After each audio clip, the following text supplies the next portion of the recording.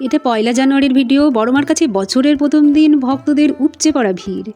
ভক্তরা ও দর্শনার্থীরা বড়মার কাছে বহু দূর দূরান্ত থেকে এসছেন পুজো দিতে। কালী পুজোর সময় যেরকম ভিড় হয় বড়মার কাছে ঠিক তেমনই ভিড় মার কাছে। বড়মার আশীর্বাদ নিয়ে যাতে সারাটা বছর খুব ভালোভাবে কাটানো যায় তার জন্যই প্রায় ৩ থেকে ৩.৫ কিলোমিটার দূর পর্যন্ত লাইন চলে গেছে।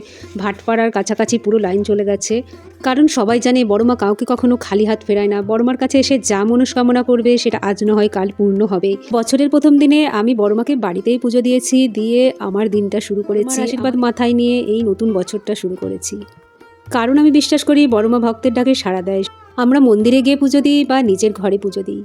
তাই আমার চ্যানেলে ভিউয়ার্সদের আমি একটা কথাই বলবো, তোমরা যদি এখন এসে পুজো দিতে চাও এই জানুয়ারি মাসে না এলেই ভালো। অন্য সময় তোমরা এসে বড়মার কাছে পুজো দাও, তখন ভালোভাবে পুজো দিতে পারবে। কারণ এখন হয়তো ৫-৬ ঘন্টাও লাইনে দাঁড়াতে হতে পারে। বড়মার অলৌকিক ঘটনা জানতে ও বড়মার মন্দিরের আপডেট পেতে আমার এই সবার বড়মা চ্যানেলটা সাবস্ক্রাইব করে রেখো। বড়মা সকলের মঙ্গল করুন। জয় বড়মার জয়।